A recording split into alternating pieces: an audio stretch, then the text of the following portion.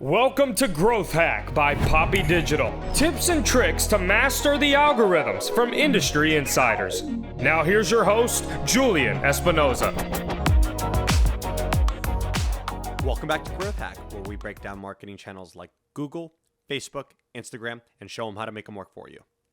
On this show, we usually cover the topic of the latest traffic hacks. Something we haven't talked about too much is what to do once that traffic gets there. The idea of optimizing your site to increase the percentage of users who convert into buyers is usually pushed off for the next social media hack. On this episode of Growth Hack, we've brought an expert to talk to us about conversion rate optimization and how to dip our toes in. Chris Daly is a digital marketing entrepreneur, speaker, and neuromarketer who gets excited about helping businesses learn what users want on their website using psychology-based testing and analytics. His agency, Smart CRO, is a full-service agency that helps companies run strategies to improve website profitability. Welcome, Chris. Thanks for having me on the show. Excited to chat. Yeah, this one's been we've been planning this one for over a month now, huh? Yeah, we have. I think my schedule was in the way here. So let's just get right into it. What is conversion rate optimization?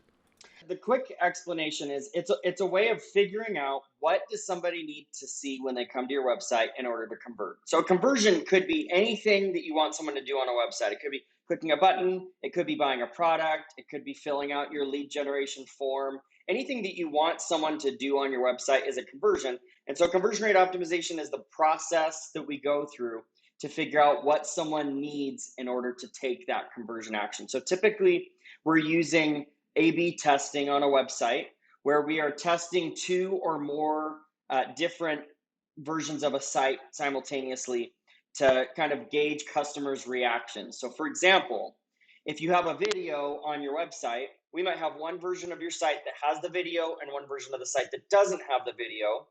And then we will split traffic between those two versions and see how do people convert with the video? How do people convert without the video? What's the best experience overall for your customer?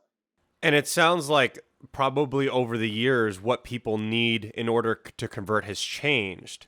Have we seen a trend in a particular direction? People now need to see this versus not needing to see it 5 years ago. Have you noticed anything like that? Things have definitely changed. So a couple of caveats that I'll put in here.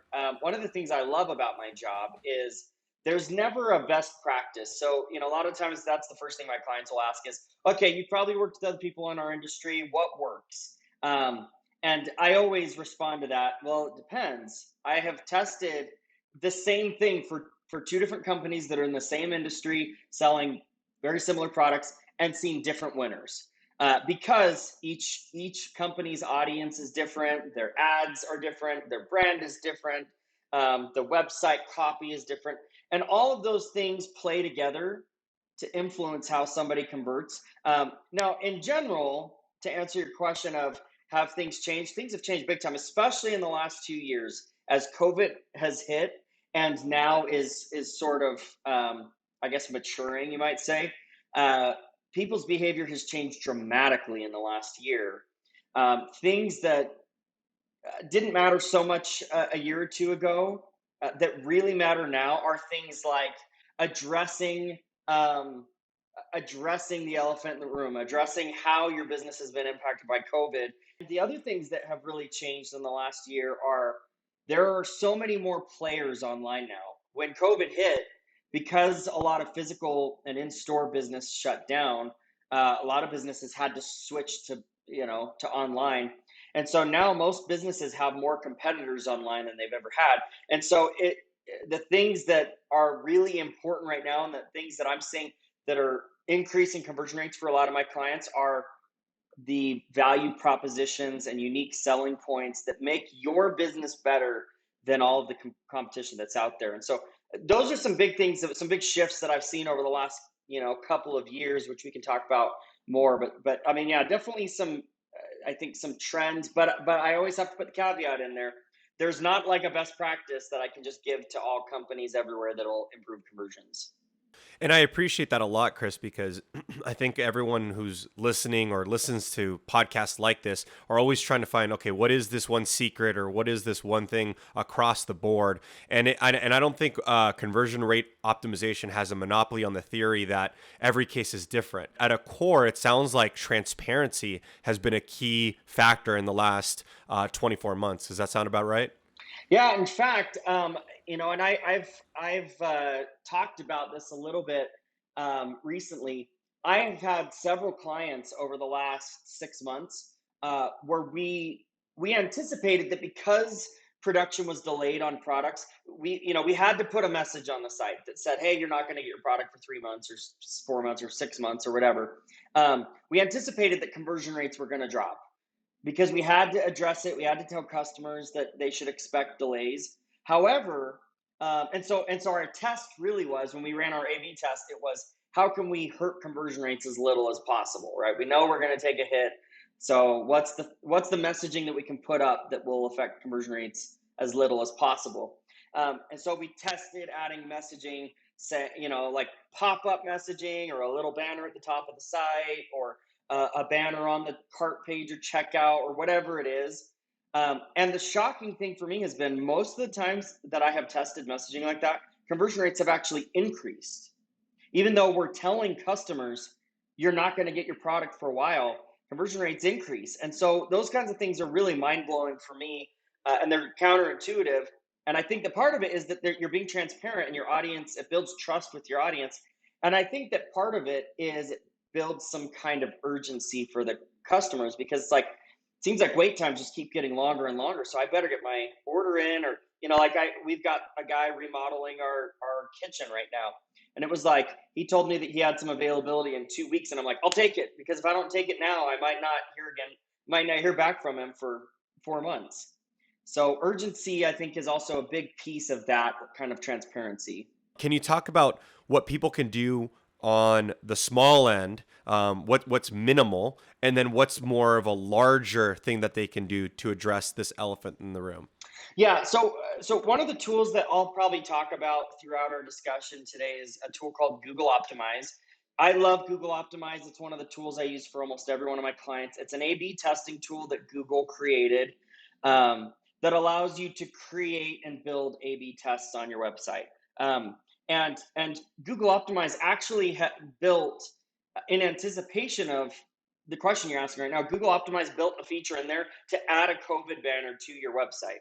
So they have a feature that's like, I mean, it's literally click a button. I mean, once you've installed the tool on your site, which takes about 5 minutes, you click a button and it will create a COVID banner template for you. You can just go in and pop in the actual verbiage that you want to say. That's a great place to start. It's a really easy place to start. And what I usually recommend is that if you're going to add one of those banners to your site, you might as well test it, right? So if you're going to put a banner that's at the top of your site or whatever that says, hey, wait times have increased, you might as well test a couple of different versions of it so that you can get a sense for, does the messaging matter at all? Like maybe it's just having something there helps and it doesn't matter what it says. But usually the way that you say wait times have increased or whatever, the way that you say it has a pretty big impact on how people respond. And so one of the first things that I would probably recommend is you have one version that is more marketing message-esque. That's something like, hey, wait times have increased due to COVID. Get your order in or get your, submit your lead form today so that we can get your project in our queue as lead times can be up to 6 months, right? So that's marketing message-esque where it's like trying to push them to convert. Another approach is just giving the disclaimer with no call to action, right? That says, important update due to COVID-related delays. Our projects are now taking up to 6 months lead time, and that's it, right? You just say, hey, by the way, these things we have a 6-month lead time, or if you're selling a product, products may ship in as much as 2 to 4 weeks because of COVID, right? So in those two approaches, it's do we use this message to push them to convert, or do we just give them the info and let them do with it what they will? That's a great test. That's a great starting point. And that's actually pretty low barrier in terms of time it takes to build something like that, right? If you use Google Optimize like I recommended, and you click on there, add a COVID banner to my site, they're just going to pop one up for you, and it should take 5 to 10 minutes to write up 2 different messages here. So you can actually have an A/B test launched and on your site very quickly with 2 different variations and see how people respond. The notes I'm taking is going beyond this page. I know our users want to know. Talk to us. What is Google Optimize? Can you give us a quick 1 minute explanation of what that is and how to get that done? Yeah, so Google Optimize, like I mentioned, it's an A/B testing tool. So if you use Google Analytics on your site, which pretty much everybody does, this is just an additional script that you can add to your site. And so once you've added this script to your site, I mean, it literally is as easy to install as Google Analytics is. It takes 5 minutes to install. But what Google Optimize will do is you can go in and say, build an A/B test for my home page. And what it does is it will load up your home page into an editor that Google Optimize has, and then it will let you go in and play around with stuff on your site. So you can hover over elements on your site, so you can hover over your video. And then what Google Optimize does is it essentially just creates a copy of your home page with whatever changes that you've made. So you make one version that removes your video. Then what Google Optimize will do is half of the people that come to your website will see your current site the way that it is, and half of the people will see this version with no video. And Google will just remove the video for you. So your site will load up, and then Google removes that video from the page. And so it's a really great way of testing changes on your site to see how it will impact conversion rates before you actually do things. So a lot of times I talk to clients who are in the process of like doing a big website redesign. And website redesigns are notoriously expensive. They always seem easier than they really are. I mean, anyone who's done a website redesign knows your developer and designer are going to tell you it's going to take 3 months. And in reality, it's going to take you 9 months to actually launch this website redesign, right? I mean, it always takes 2 to 3 times as long as you think it will take. And my experience is website redesigns a lot of times don't actually even have that big of an impact on conversion rates. And so what I tell my clients a lot of times is, hey, look, if you're going to go through this long, ridiculous, drawn out process for a website redesign, let's first just test the new design. Like, let's test some of the concepts from the new design. Let's see whether or not it's going to have an impact.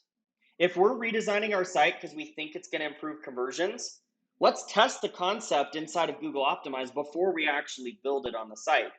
Because Google Optimize can change a lot of stuff on the site really easily. And you can test it, see if it works. And if it does work, then you can go through the whole long drawn out process of redesigning. But if it doesn't work, and for clients recently, I have tested new home pages, new product page designs, and they perform exactly the same as the current site design.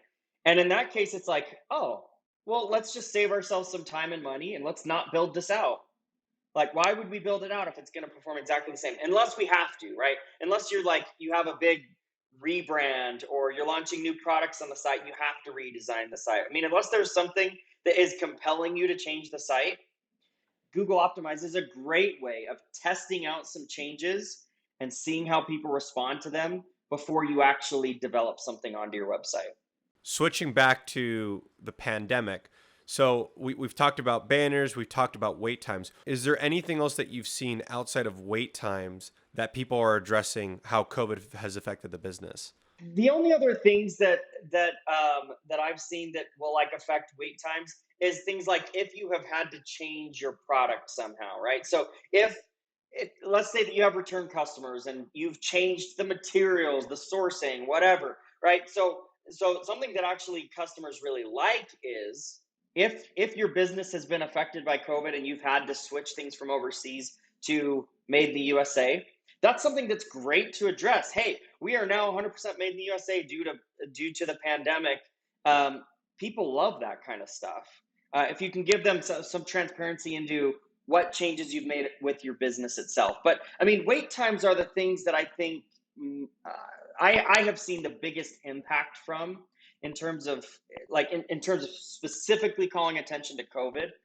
The other thing though that I mentioned before that I think is really important is when COVID first hit, there was a huge influx of traffic. Most businesses saw record-breaking numbers in terms of like new business, new traffic, but that hasn't really persisted. A lot of my clients have seen conversion rates either come back down to pre-pandemic levels or even drop below pre-pandemic levels, and it's even harder to convert people now.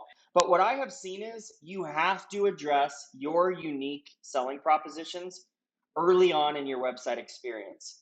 So I just talked to a client yesterday where I looked at one of their pages on their site. Actually, I looked at their homepage, and they were asking me, I was talking to them about value proposition, and I looked at like the above the fold version, the above the fold part of the site, without scrolling down.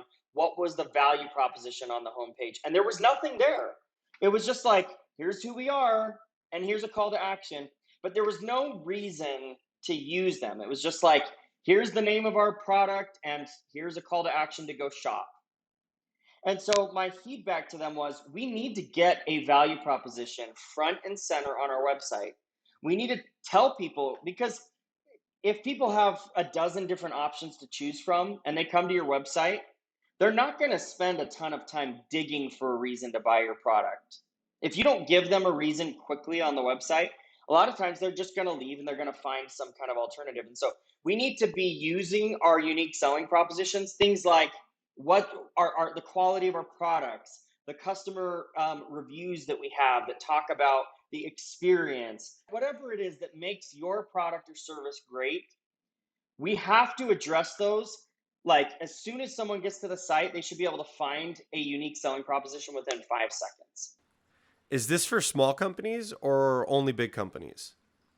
This is for any kind of company. So whatever stage you're at, you need to be doing testing like this. A lot of times I hear small businesses shelf A/B testing for a few different reasons. One is it sounds really hard, or it sounds like it's going to take a lot of time.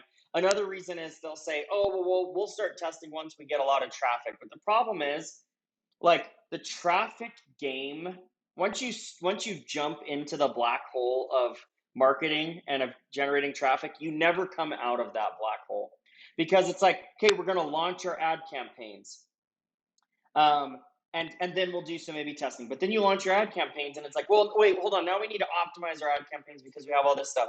So then you spend 3 months optimizing your ad campaigns. Well, wait, now we have this new promotion that we need to advertise. So now let's get the promotion into our ad campaigns. You get the promotion. I mean, before you know it, it's 2 or 3 years down the road, and you haven't done any A/B testing, and it's constantly this thing that you're putting on the shelf. And so you need to start it as soon as possible, because you want to start learning this kind of stuff as soon as possible. The other reason is it's so easy to start creating a lot of biases if you don't test. So a lot of times I'll start working with clients that are doing really well, like they're converting, they have high conversion rates, they have really great customer feedback or whatever. And because they're doing so well, they'll say, oh, well, we know what works well on our website. And I'll say, well, how do you know that? Say, well, we launched this big update that had all these new features and our conversion rates went up. And I'll say, well, that doesn't mean anything. Maybe your conversion rates were going to go up anyways. Or maybe you launched this big update and maybe 2 of the changes that you made were really positive and maybe 2 of them were negative. Right? And maybe you could have increased conversion rates even more if you hadn't have launched 2 of those updates, right? But we end up creating a lot of biases when we see success, and you can prevent a lot of those biases by testing early on. And so if you're a small company, start with a small test. Start with just a simple test like a COVID messaging test, and test 1 or 2 different versions of a COVID message. If you're a big company, then maybe you want to test 4 or 5 or 6 different versions of a page. But no matter where you're at, you should start testing as early as you possibly can. And usually what I recommend to my clients is, if you're going to do it yourself, just set aside an hour every month, like on the first Friday of the month, because no one ever does things on Fridays. So on the first Friday of every month from 10 to 11 a.m., you're going to build and launch an A/B test. And just like that sacred time you set aside, you're going to do it every month, and just get some stuff going, and you'll be shocked at the amount of impact it has.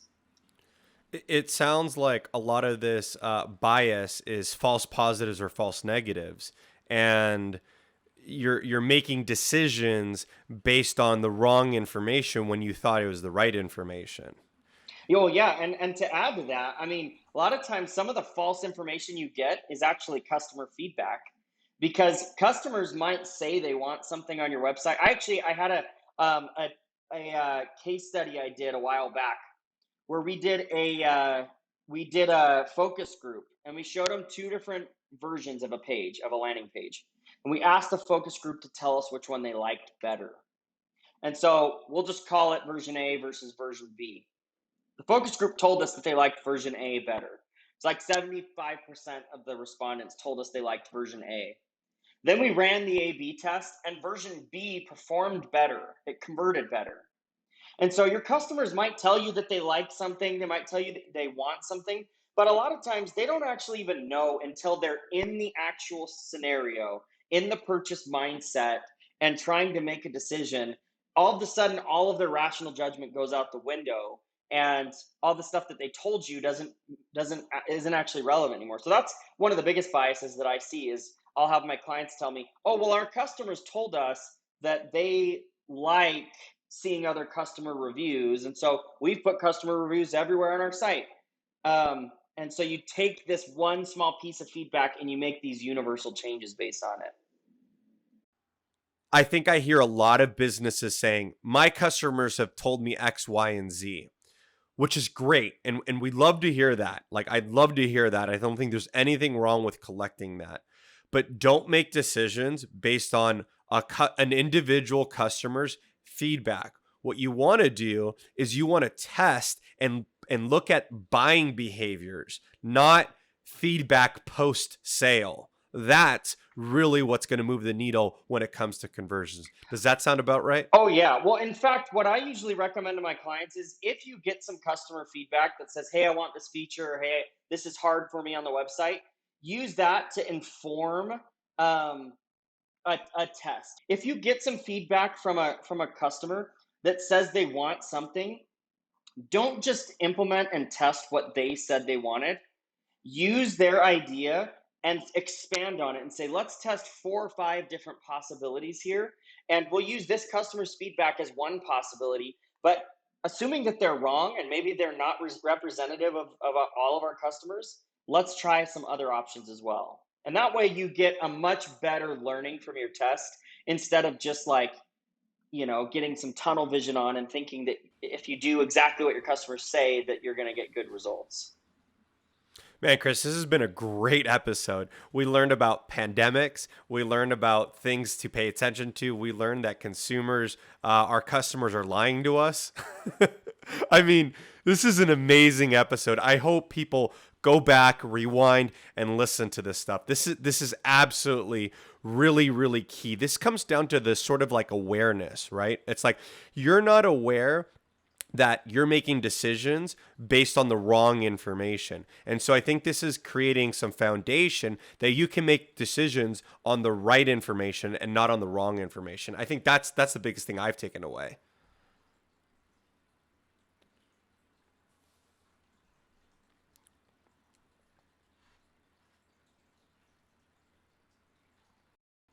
So this was a masterclass. Thank you for doing this on my show. I really appreciate it. How does someone engage you? Yeah, so I mean, I work with a lot of different types of companies.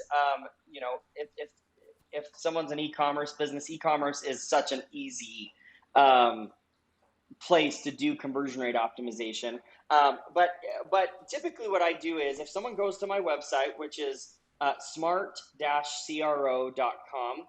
I have a form on there that someone can fill out. And usually what I'll do is I'll jump on a quick 30-minute call and do a quick conversion audit. So we'll get an idea of how much traffic is a company generating, how many conversions are they generating. We'll take a look through the site and kind of assess the opportunity to improve conversions. And then depending on how that initial audit goes, then I'll put together kind of a custom proposal for companies. And so that's usually the first step for me is if someone wants to kind of get a sense for what would it look like to engage with me. I personally work with all of my clients, so I'm not like a big agency that pawns people off on some schmuck that I just hired out of college. And so I personally work with all of my clients. I speak with all my clients on a weekly basis. And so, I'd be happy to do an audit for anybody who's interested in kind of seeing what the next steps might look like.